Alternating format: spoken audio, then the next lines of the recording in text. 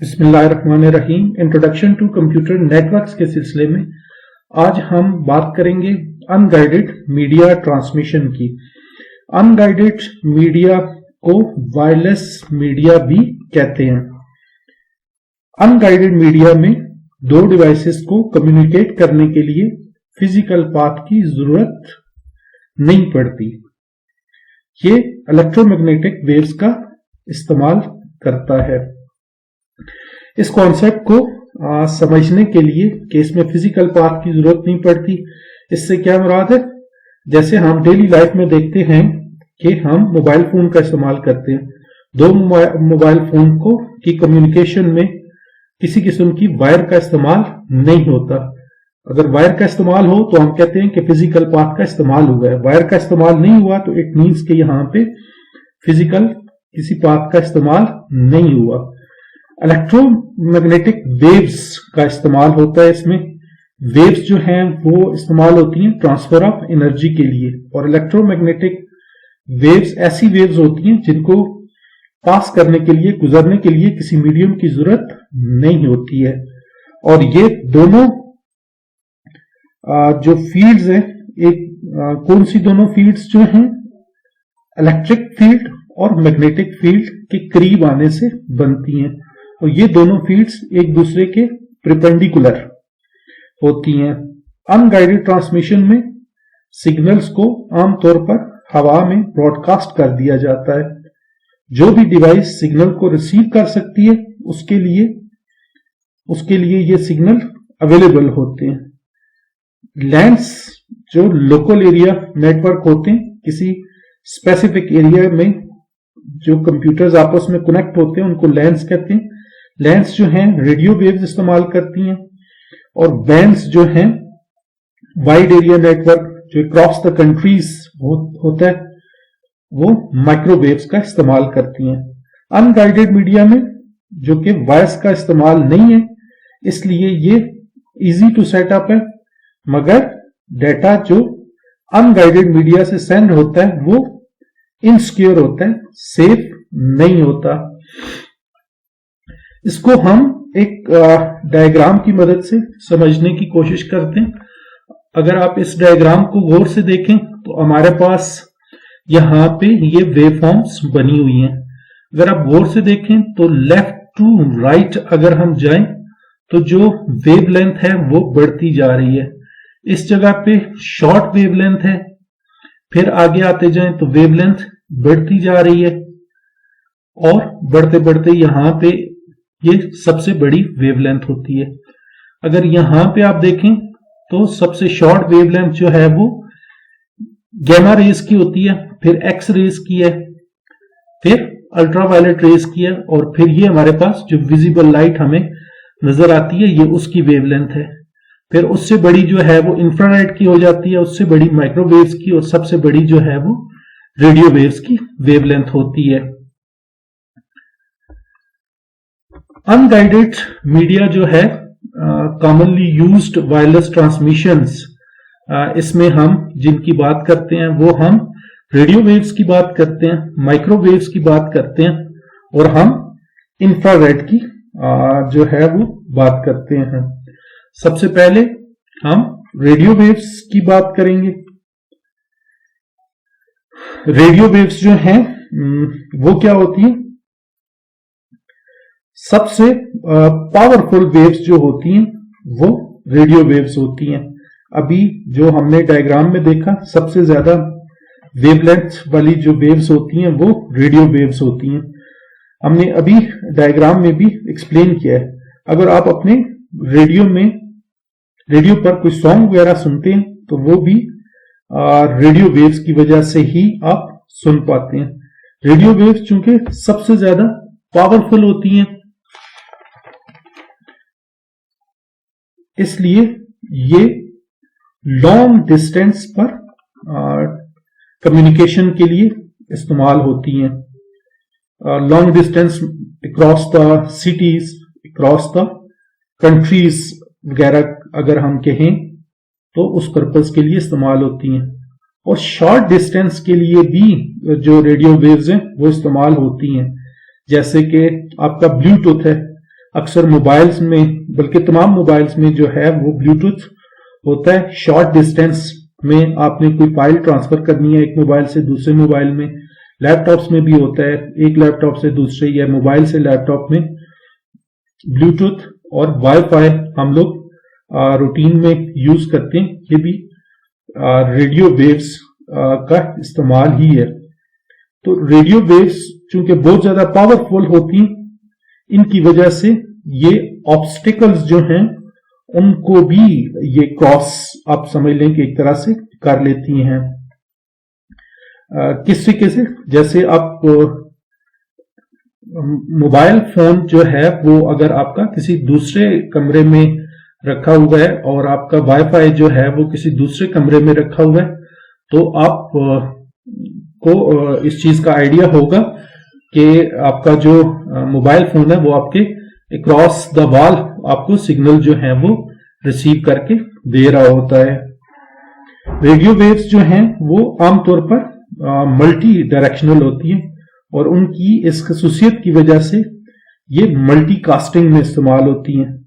और मल्टीकास्टिंग से क्या मुराद होती है, जिसमें वन सेंडर और मैनी रिसीवर्स होते हैं।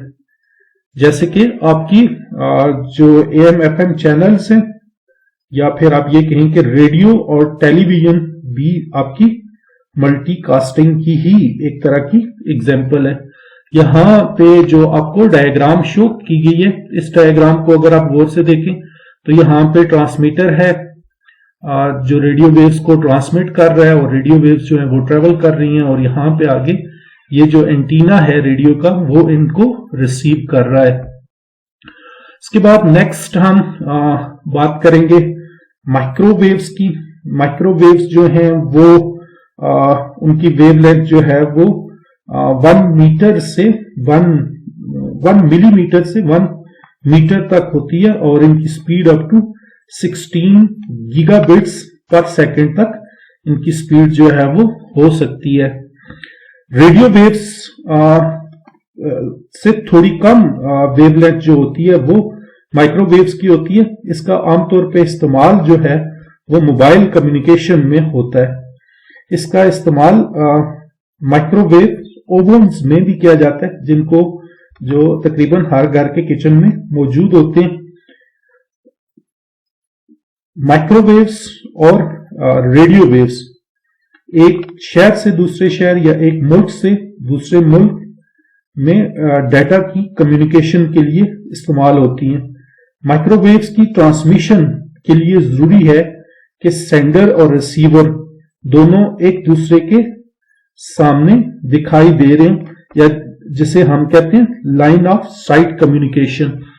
अगर आप इस डायग्राम को गौर से देखें तो यहां पे ये माइक्रोवेव का रिले स्टेशन है जो कि ट्रांसमिट कर रहा है, और ये उसके बाद दूसरा जो है वो माइक्रोवेव स्टेशन है, ये तीसरा माइक्रोवेव स्टेशन है।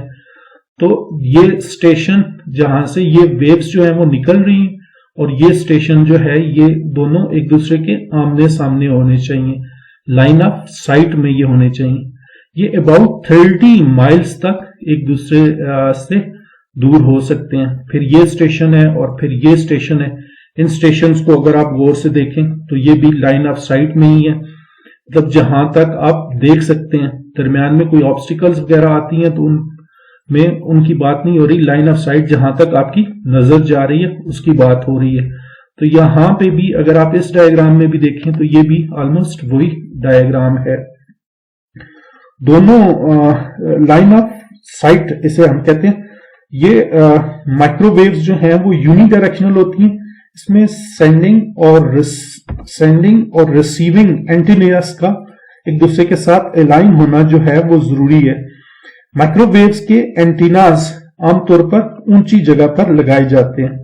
जैसे आपने ऑब्जर्व किया होगा कि मोबाइल्स के जो ये टावर्स होते हैं, एंटीनास होते हैं, ये बड़ी बड़ी बिल्डिंग्स के ऊपर लगाए जाते हैं, पहाड़ों के ऊपर लगाए जाते हैं और इनके दूर दराज ट्रांसमिशन के लिए जो है ये लगाए जाते हैं। और इसकी वजह क्या है कि ये एक जो एंटीना है वो दूसरे एंटीना के बिल्कुल सामने जो है वो आ सके।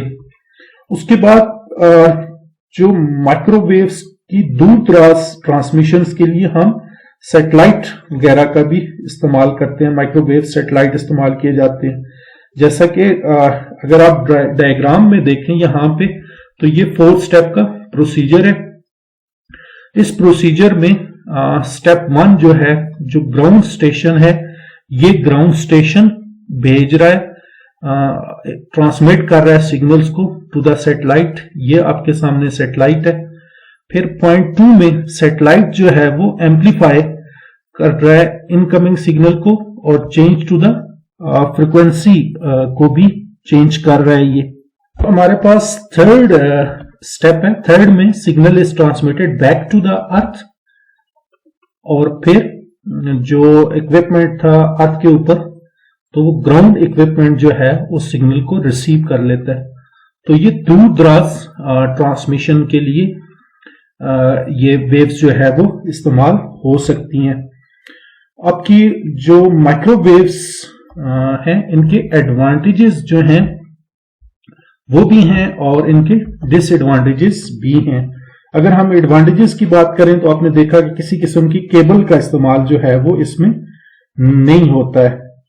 और दूसरी चीज जो है वो ये है, अगर हम इसके डिसएडवांटेज की अगर हम बात करते हैं तो माइक्रोवेव्स के जो स्टेशंस हैं वो रेन या थंडर स्टॉर्म्स वगैरह से जो है वो खराब हो जाते हैं। और चूंकि इनमें सिग्नल्स को दोबारा से रीजनरेट करने के लिए और पावरफुल बनाने के लिए रिपीटर्स जो हैं वो इंस्टॉल किए जाते हैं, तो निस्बतन जो है फिर ये इनका इस्तेमाल महंगा पड़ जाता है। लेकिन स्टिल गाइडेड मीडिया या जो वायर्स वगैरह का इस्तेमाल है उनसे ये फिर भी सस्ते ही रहते हैं। उसके बाद हम बात करते हैं इंफ्रारेड की।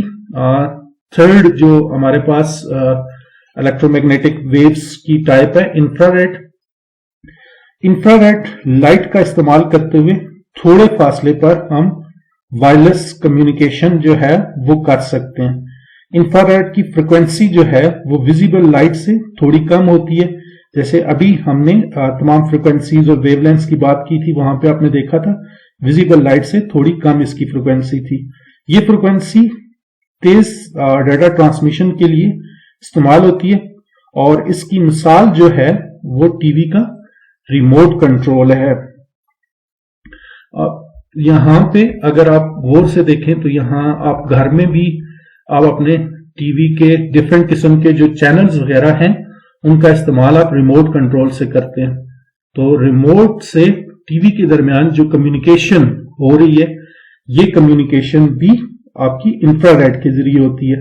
इंफ्रारेड में सेंडर और रिसीवर के दरमियान कोई ऑब्जेक्ट आ जाए तो ये कम्युनिकेशन डिस्टर्ब होती है।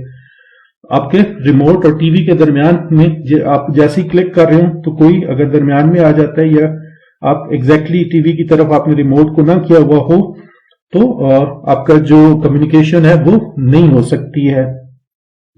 या बाज माउस, कीबोर्ड्स और प्रिंटर्स वगैरह भी जो इस्तेमाल होते हैं वो भी इंफ्रारेड का इस्तेमाल करते हैं। उम्मीद है आपको आज का लेक्चर भी समझ आ गया होगा, पसंद आया होगा आपको। आप इसको लाजमी शेयर करें और सबसे अहम चीज चैनल को सब्सक्राइब करें। Thank you so much.